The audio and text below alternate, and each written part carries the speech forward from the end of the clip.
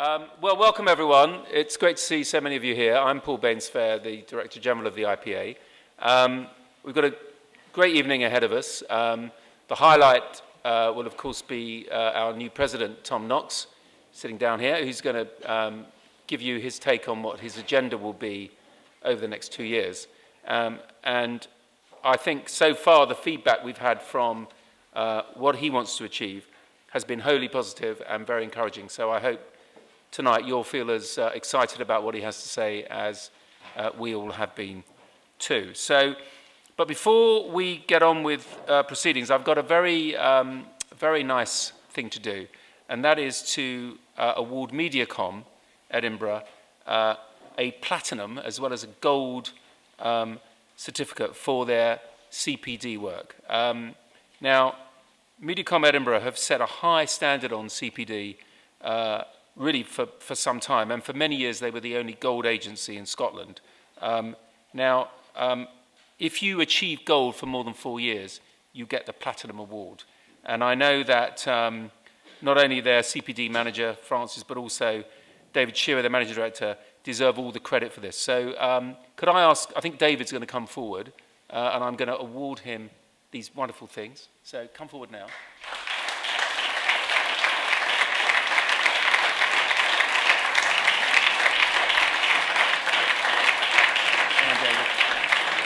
Here's your gold, and here's your platinum. It's not actually platinum. No. Do you want to say anything? You don't have to. That's it. The only thing I would say is that training is really important for us, particularly, and I know my peers find it really difficult to recruit talent and experience level, so we have to recruit graduates and we have to train them really well. Yes, there's a problem with that because sometimes you lose them to good people, but I think for us it's really, really important to go and have a career in media, not just in Mediacom, any media agency. And I think the IPA course system makes it a rigour that is really genuinely excellent. And I would also say to the people that we work with is the fact that you have a career rather than just a job. There is something that goes on and you can take that on. It doesn't matter where you're working. So I would, to anybody, I would say work with it if you can, and do the best to recruit the talent that comes through, and it is about young people. Thank you.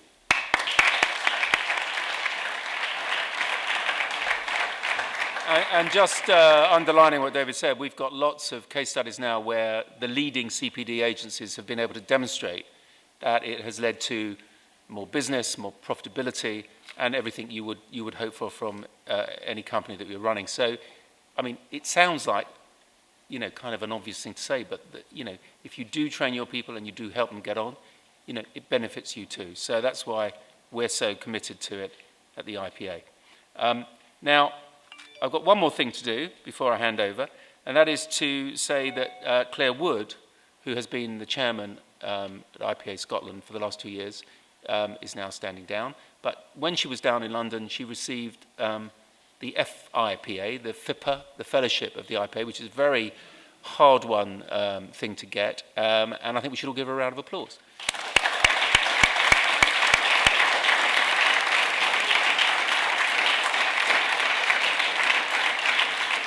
And I think that's the cue for Claire to come up and give us a review of her 2 years. So do come up, Claire.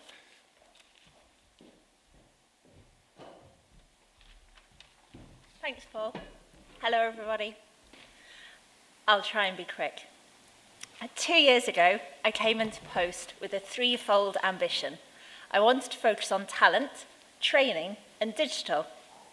2 years on, I'm happy to say that we've made progress in all 3 areas. So hopefully, I'm not leaving my successor with too much of a mess to deal with. Let's look first briefly at talent. We've travelled a lot, talked to lots and lots of students, talked to grown-up people at universities too. It's clear to me that there's still a disconnect between the business, marketing, creative and digital courses on offer at many of our colleges and universities, and the sorts of skills we're looking for in our newest starts. Not on all courses, there's equally some really exciting stuff happening too. But in terms of teaching students about the sorts of challenges we're wrestling with now, how to get and keep our audience's attention, there's room for improvement. So that's still on the to-do list. We've run training for people who want to be mentors. Thanks, Gwyn. It was really useful stuff. And I hope lots of you have signed up to share your wisdom with the young and not so young. I've mentored a few people over the past couple of years, and I've got a lot out of it. That leads me on to training. Attendance at our year-round calendar events has been great. We've run some really interesting courses. My personal favourite was a course on UX. But thanks to some really great research and subsequent suggestions from the Digital Forum, we've run a varied programme of topics over the past couple of years with something of a digital slant. We've enjoyed familiar events in the calendar too. We all look forward to Nigel telling us about the favourite drink at South by Southwest each year, for example. We've been lucky enough to attract sponsorship from Millennial Media, which gave birth to a series of imaginatively titled Drink Digital events. Designed to get people sharing ideas and problem solving, these also saw us learning about the latest developments in mobile technology from Millennial, to whom we're really grateful for letting this happen. We rounded off the Drink Digital events with the great panel event on gamification, another suggestion from the Digital Forum. Chaired expertly by Brian Maglow, we were lucky enough to hear from Donnie Kerrigan at Chunk, who's been partnering with Cancer Research UK to develop games that are being used to find cures to cancer, and a lovely girl called Sophia, who's just finished working with the V&A, the Victoria and Albert Museum, to develop an app based on William Morris designs.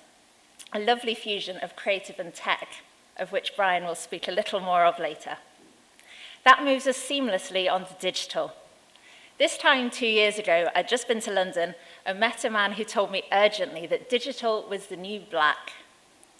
I said then, and we're more certain now, that digital isn't a separate thing, it's just an increasingly important part of the overall package. And now I'm happy to see that it's increasingly treated as such, occupying happily equal parity with TV and out-of-home and all of the other channels available to us. I'd love to think that the IPA in Scotland has helped to move agencies here along that journey. One of my favourite of our events was a digital matchmaking session at TechCube, at which agencies and tech startups flaunted their wares, accompanied by some rather fine beer from the Summerhall Brewery. We're continuing to talk to Interactive Scotland in the hopes that more of these conversations take place. And again, Brian will tell you more. I vowed two things when I took over the chairmanship: that I would get Twitter up to Scotland to talk to us, and that I would stand here tonight, 2 years on, and tell you about something really cool and digital that had happened in Scotland for the first time. Twitter, I totally failed. They're coming, but not until June. So I've broken that promise. The second, I suspect in actuality there are lots and lots of digital firsts that have been really cool happening in Scotland over the past couple of years. Here are two.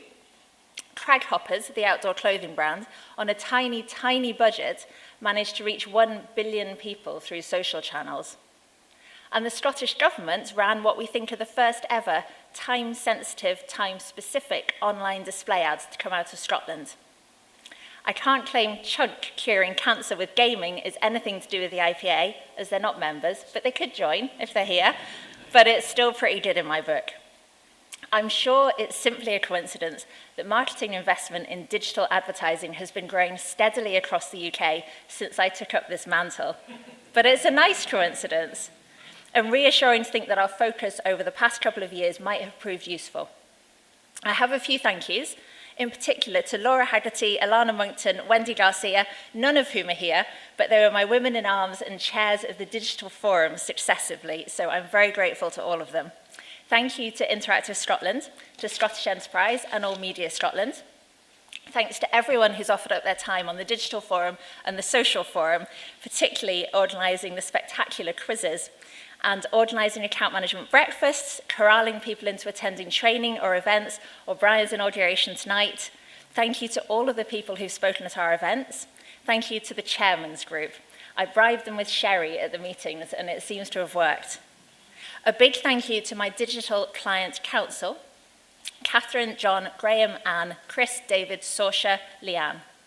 Thanks to everyone at Belgrave Square for ongoing support. And most thanks to Sarah and Sonia for putting up with me for all of this time.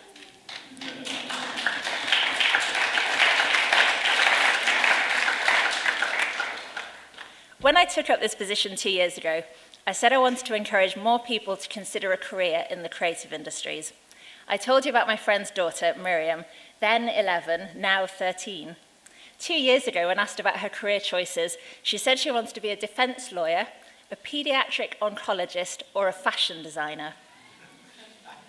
2 years on, I'm happy to report that I haven't put her off yet. She's still on track. Now she wants to be the next Anna Wintour. Thank you very much for having me, and I'm going to hand you over to Tom.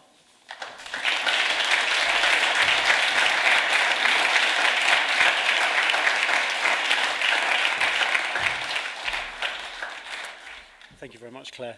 Well, I have to correct the Director General and say that I'm certainly not the highlight this evening. The highlight is going to be Brian, the chairman. So I'll try and get on with it.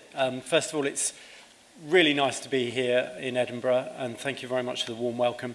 There's a real sense of excitement, I think, around the country, and I think it relates to my agenda, so I'll talk a little bit about that. So, first thing to say is it's a tremendous honour to be president of the IPA, and I'm keenly aware of the responsibility that comes with representing you, the membership, especially as my term is going to coincide with the centenary of the IPA. And I'm proud and a little bit appalled to say that I've worked in advertising for nearly 30 of those 100 years. And I'm proud because I believe that advertising can be a noble profession, and what we do is fundamentally of great value and good. Good for businesses and the economy, good for consumers and society as a whole, and good for the people who make a living from it, us. I want my agenda to demonstrate and celebrate not just the economic, but also the societal benefits of advertising, the values as well as the value of what we do. And in so doing, we will secure our long-term future, and we will continue to attract the best talent into our agencies. But of course, there are lots and lots of people outside this room, which I've been told is a dissection room, which is slightly concerning. But of course, there are lots of people outside here who are ready to criticise advertising and criticise what we do and attack it. And I could have chosen any one of a million quotes around this, but at Adweek Europe a few weeks ago, Peter Oborne, the journalist, said, "Advertising is objectionably consumerist, selfish, driven by commercial considerations which conflict with wider society considerations like family and decency." Now, I disagree with this assumption that commercial considerations are necessarily at odds with decent society. I think our values and our positive role in society matter more now than ever. And why do I say this? I think there are two key reasons. The first is the financial crisis. And part of the fallout from the financial crisis was an ongoing discussion about how capitalism elevated or seemed to elevate one aspect of our human nature above all others, asserting that we are individuals who are out to maximize our material self-interest.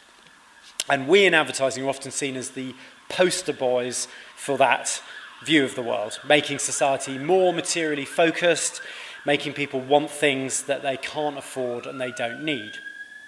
And what people are now saying, post-crash, is that we must recognize that we are more than just consumers, that we exist in relationships, in communities, and in society, and as part of society. And we have values and ideals beyond just our material well-being. Reason two for the importance of our values and our wider role in society is the impact of technology. The ubiquity of the internet and the rise of social media have changed the market we operate in. And this, I know, is a cliche, but it also happens to be true. People know more about the brands they buy and the companies behind those brands. And choices are made on the basis of whether or not brands keep the promises that they make, as has always been the case, but also now on those brands' values and their wider contribution to society. And because of all this, current business thinking demands that brands define a higher purpose, something that's above and beyond return on investment or profitability. And 3 years ago, I was fortunate to hear John Mackey at South by Southwest. He's the CEO of Whole Foods, and he was talking about this argument of conscious capitalism, as he calls it. And he's got a book called Conscious Capitalism, which I thoroughly recommend. And I think the important point here is this is not hippie do-gooding. I'm not saying this because I want to sound liberal and right on. It's a business imperative because brands that are doing this succeed. As Mackey's co-author, Professor Raj Sisodia, proves, showing that a basket of 28 conscious businesses have outperformed the S&P 500 by a factor, over 15 years, by a factor of 10.5. We in advertising can play a pivotal role in this because we make promises on behalf of brands. And I think our purpose is to apply our collective creativity to helping brands articulate and fulfill their potential. But if we want to be trusted to do this, we first need to be clear about our own values and our own contribution to society. And this is crucially important, I think, when it comes to talent, which is the lifeblood of our businesses. If we communicate the positive contribution of the advertising industry, we will enhance our ability to attract the brightest and best people into it. The millennials, who are the future, are values-driven idealists. According to PwC, 48% deliberately seek out employers whose corporate responsibility behaviour reflects their own values. And research by Global Tolerance found that 61% of the millennial generation only want to work for organisations that do social good. And I think, here up in Scotland, we've seen extraordinarily high levels of engagement in the political arena, very high turnouts for the referendum and the general election. So anybody who says that people don't care about society and what's going on, I think are very misguided. So to attract and retain the best talent, we have to tell our story in a way that will inspire them, and we have to create careers and working environments that will nurture and fulfill them. And I think we have a fantastic story to tell, because nothing is more exciting than the power of creative thinking to transform businesses. So, what are we going to do? What's the practical agenda? Well, my first commitment is that the IPA is going to draw up a code of conduct. And the previous speech, the previous president had the, as you might remember, ADAPT. So there was the ADAPT agenda, which had an acronym. And I was drawn away from being focused on the acronym for a code of conduct for obvious reasons. So we moved on from that. But what we will do is we'll codify the best practices that already exist among our members. So this is not about reinventing the wheel. And we will invite people from outside the industry to participate. And I think this is normal practice for a professional trade body. The process of developing the code will encourage, I believe, lively debate and a positive discussion about how we ensure the highest standards within our industry. And committing to fulfilling our obligations to all our stakeholders will ensure that we actually raise the bar for how those stakeholders deal with us. And I'm thinking especially here about clients. So if we take one very small but I think important example, if we are prepared to pay our suppliers within a reasonable time period, say 60 days, surely we should be able to expect our clients to make the same undertaking to us and stop trying to give us 120-day payment terms. So earlier on, I said we were good for clients in the economy, good for consumers and society, and good for our people. So I'd like to take those three goods in turn, starting with good for clients in the economy. We should do more to broadcast and to celebrate what an important digitally led part of the UK's economy we are. a huge and growing employer, and a leader within the creative industries. Advertising underpins £100 billion of UK GDP, and we support 550,000 jobs. The IPA Effectiveness Awards are an international benchmark for making the case for the economic contribution of advertising. And under my presidency, we're going to create a new Effectiveness Award, which will recognise commercial campaigns that have demonstrably added societal value as well as economic value and have shown the virtuous link between those two things. So I'm thinking there about campaigns like Always Like a Girl, or Barclays Life Skills, or Dove's Campaign for Real Beauty. And I'm sure there'll be lots of examples from here as well. As part of the client agenda, we will host a series of events about brands' higher purposes. We'll look at how all the diverse agencies in membership have applied thinking and creativity to unlocking those brand purposes. And in many cases, the outputs will be very far removed from what we have traditionally seen as advertising. The second good for consumers and society. So never before have we known as much about consumer behaviour, nor had as many powerful media tools at our disposal. With this comes great responsibility. I would like to see us demonstrate that we are taking this responsibility seriously and ensuring that our clients are too. At the Advertising Association's Lead Summit in January this year, Richard Eyre said that the old arguments that if something is legal to sell, then it's legal to advertise it, we should just get on with it, was no longer good enough. I think it's also no longer good enough for us to say we merely reflect society. We should set ourselves a higher goal and realise a more progressive ambition. To this end, we're going to explore 5 key topics relating to advertising's role in society, and the outputs will inform the code of conduct. There may even be more topics coming up.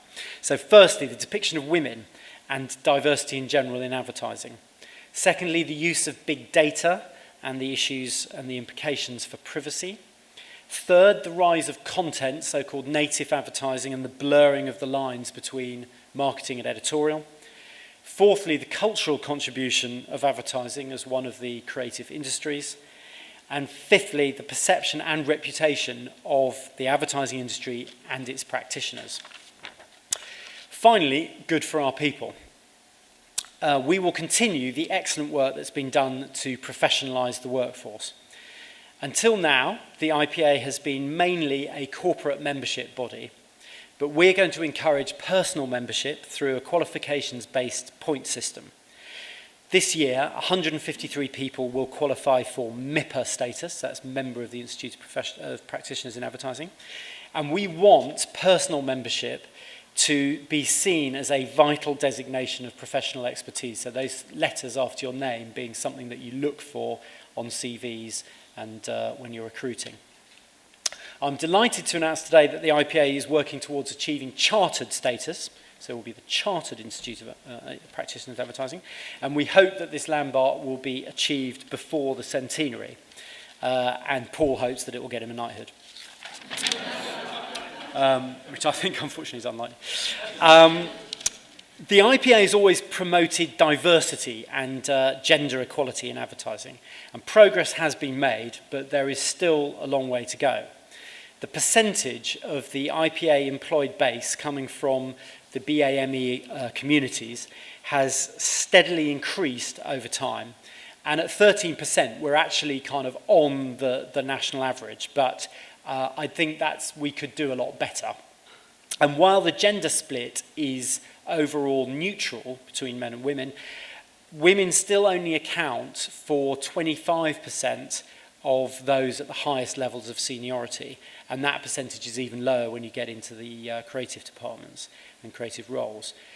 And I think this needs to change, and the pace of change needs to be upped. And change is only going to come if we are more transparent about how we are doing. So in partnership with Campaign Magazine, we're going to ask our member agencies to contribute to a league table, because we all like league tables. And it will be published annually, and it will list the gender splits by department and seniority, as well as showing the percentage of black, and minority ethnic employees in each agency. And I think no one is going to want to be at the bottom of that table. Again, this is not a nice to do. It's a necessity if we want to remain relevant to society, to our clients, and to the people we need to attract into our agencies. Under Paul's direction, the IPA has developed a long-term strategy based on 3 core pillars of activity. 1, what agencies do, so creativity, media, and effectiveness. 2, how agencies make their money, so the commercial pillar. And 3, who they need to do it well, the talent pillar. This agenda will inform and enhance the IPA's work across all 3 of those areas, and it also aligns with the Advertising Association's responsibility agenda. We should be proud of what we do and the contribution we make. I want us to be positive about the overall impact of the advertising industry and for us to show that we take our responsibilities seriously. Bill Bernbach wrote, "All of us who professionally use the mass media are the shapers of society. We can vulgarize that society, we can brutalize it, or we can lift it onto a higher level." Over the next 2 years, we will reassert and secure for the future advertising's role as a culturally, socially, and economically enriching force for good. I believe that making the bold statement that we are here for good is a timely and fitting way to mark the start of the 2nd century of the IPA. Thank you very much for listening.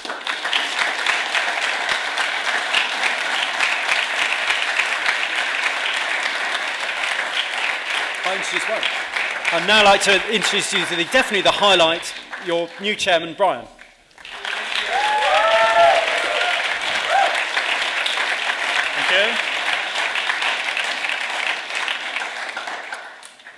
I'd like to just start with a few thanks to Claire in particular and for her commitment over the last couple of years to the IPA and also in helping shape the agenda for the next 2 years.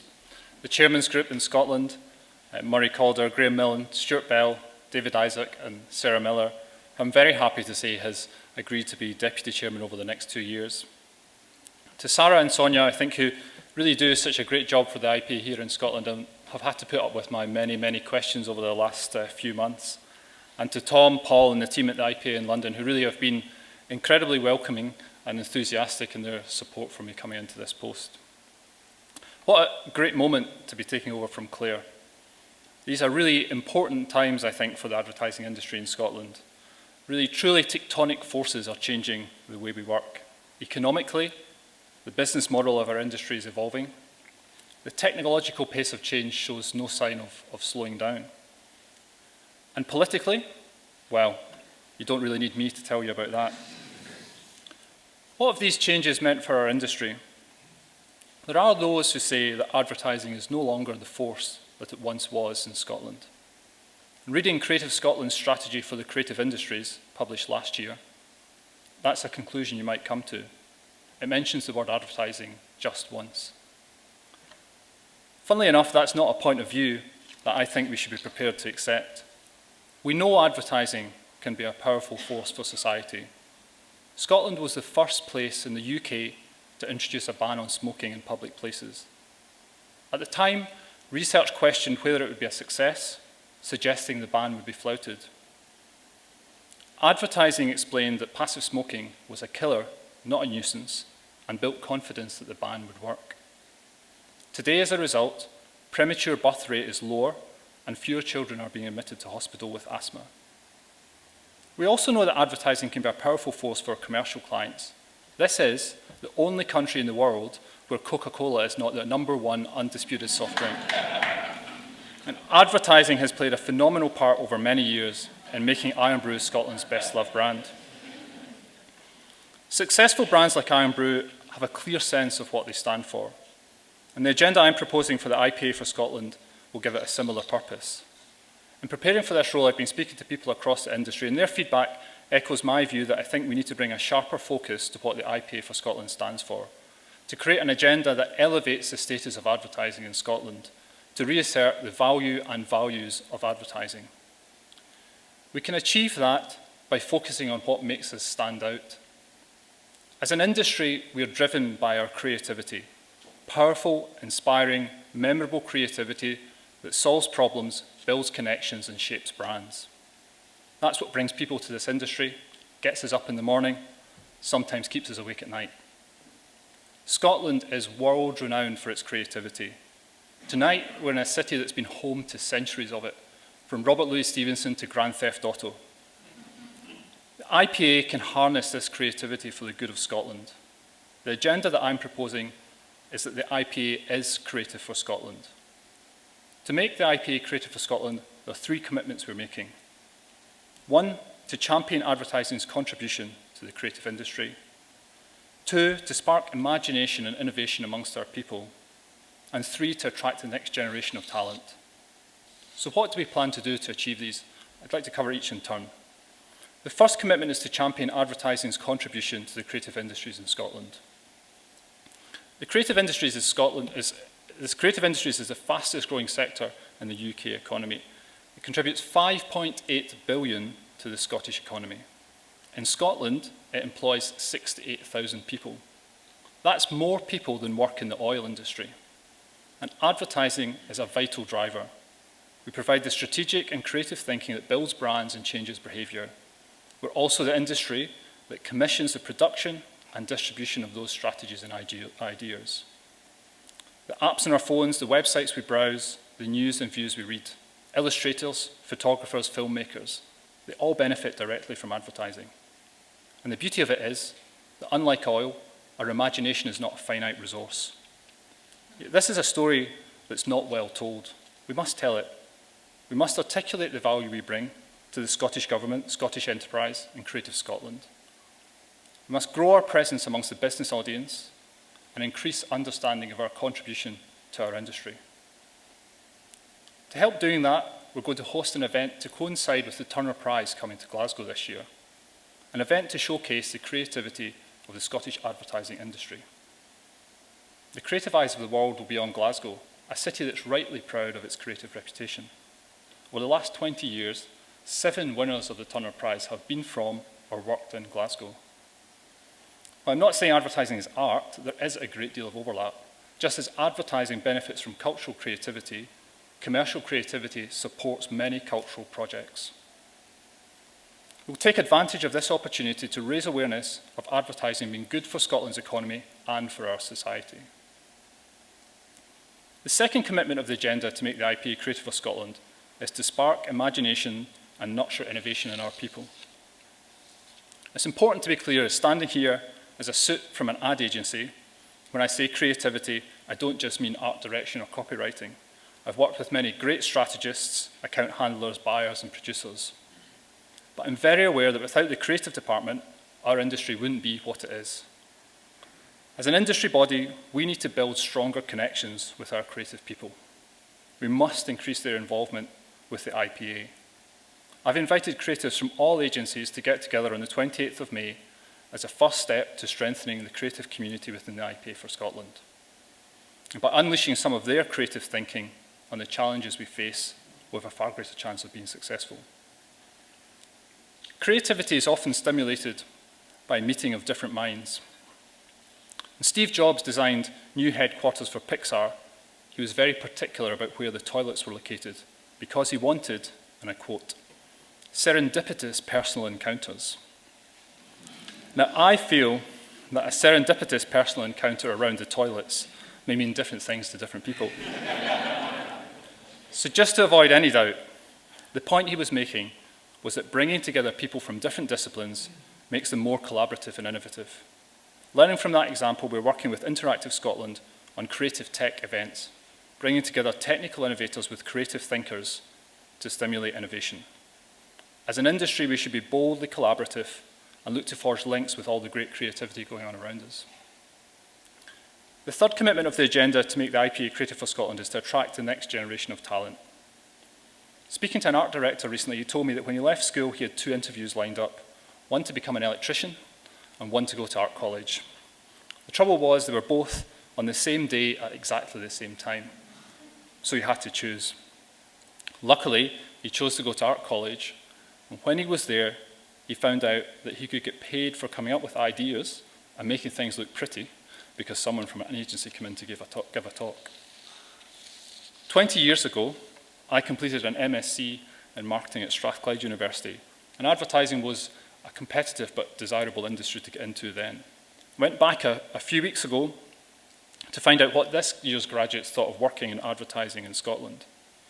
And I was pleased to hear that advertising is still a desirable industry to work in, but the power of telling our story was highlighted again when one student told me that they hadn't considered applying to any Scottish agencies until Claire inspired her with a presentation on the opportunities there are. Scotland is home to first-rate academia.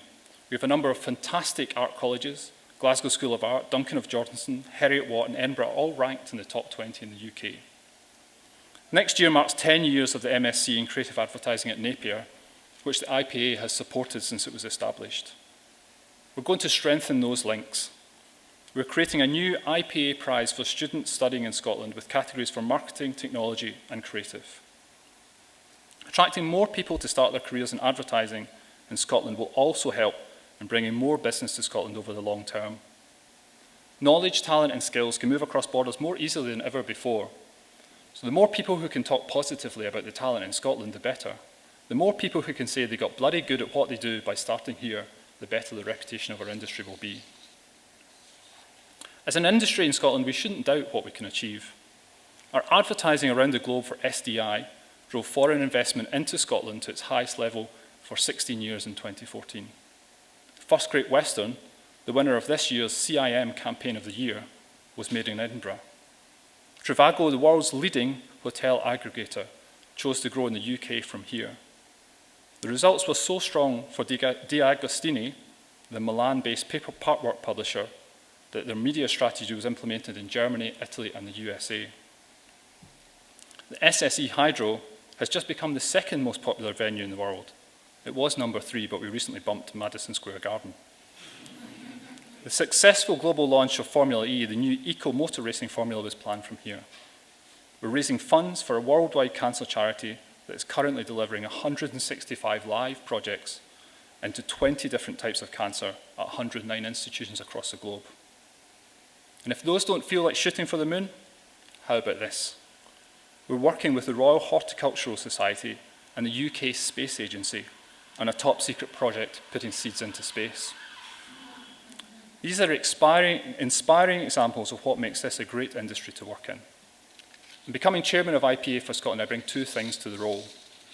A passionate belief in the creative thinking of the people in the industry, in this room tonight and throughout the UK, but a sense of realism that advertising in Scotland has evolved and has to continue to evolve. Next year will mark 50 years since the IPA Scotland branch, as it was called then, was established. Change was the order of the day then as well. There had been a political landslide.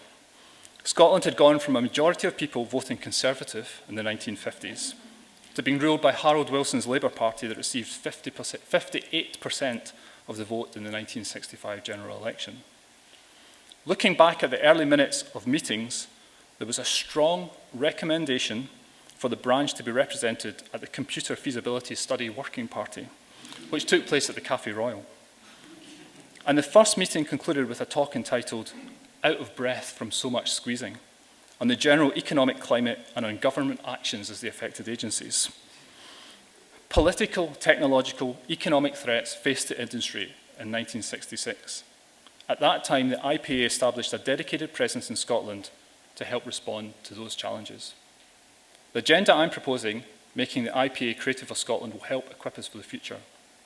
The 3 commitments that we'll deliver to achieve this agenda are championing advertising's contribution to the creative industries, sparking imagination and innovation amongst our people, and attracting the next generation of talent. By fulfilling these commitments, we will help ensure the long-term health of advertising in Scotland as an industry that's here for good. I'm conscious now that I'm what's keeping you from a different kind of IPA, the lovely craft beer that they make here at Summerhall. So I'll stop. Here's to the IPA.